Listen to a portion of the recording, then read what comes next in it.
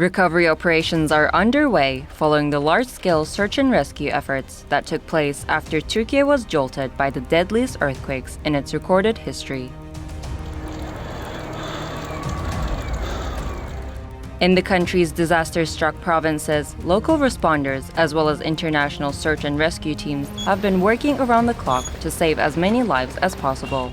But how do these multinational search and rescue teams operate, and what roles does technology play in their efforts? The first step is to mobilize search and rescue crews, which usually consist of highly skilled volunteers with at least 2 years of training. A preliminary survey of the affected area is often carried out by local emergency teams while waiting for additional help. Minutes after the first earthquake struck Turkey, the International Charter Space and Major Disasters was activated, upon the request of the country's Disaster and Emergency Management Presidency. It enabled satellites to quickly acquire images of the affected areas, spanning at least 99,362 square kilometers across 11 provinces. That's an area larger than some countries. Under the charter, more than 60 satellites, optical or radar, can be mobilized at any given time. Radar satellites usually complement the optical information as they can operate at night and penetrate clouds, and can image landslides including minute changes in the altitude of land that has slid. Meanwhile, the teams conducting the initial visual assessment remain mobile and don't engage in rescue operations.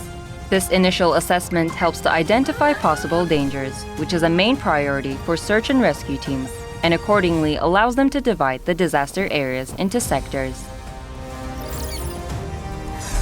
This advanced stage of assessment identifies viable live rescue sites within a disaster zone. The information gathered is then used to prioritize rescue sites and decide which teams to deploy where. As emergency teams quickly access each site, they gather essential information aimed at classifying the different types of damage, determining the building collapse category according to how each structure collapsed, and potential dangers based on such criteria as building size and type of construction materials.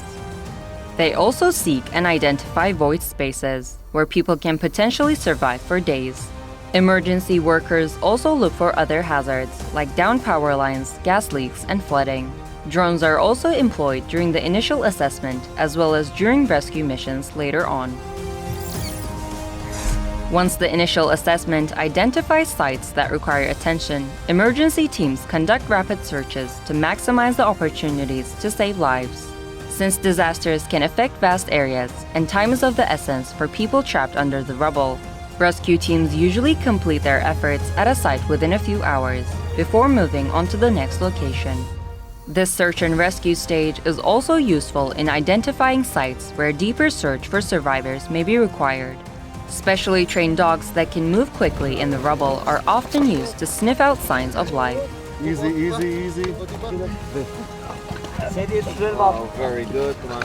To pinpoint the coordinates of people stuck under debris, search teams also use sound location equipment and radar technology, like the through-wall DAR radar system designed by Turkish state-run defense company SDM, used in the recent rescue operations in Turkiye. Sesimi duyan var mı?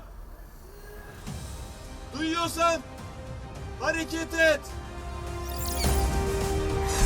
The last stage of rescue operations involves locating and rescuing a smaller number of trapped survivors who could not be reached by local rescuers, first responders, or advanced rescue operations. During this process, which can last several days, rescue teams try to reach most, if not all, of the survivable voids that remain inside collapsed structures. Carbon dioxide detectors and thermal imaging equipment can be used to locate survivors.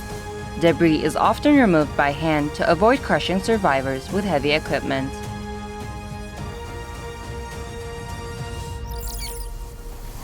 Search and rescue attempts are usually halted when no survivors have been found alive in the previous day or two. Generally speaking, the affected state and the UN agency coordinating rescue operations on site make the difficult decision together as to when to stop searching for trapped survivors. Once rescue efforts have culminated, the recovery phase begins and is usually carried out by local crew following the departure of international workers.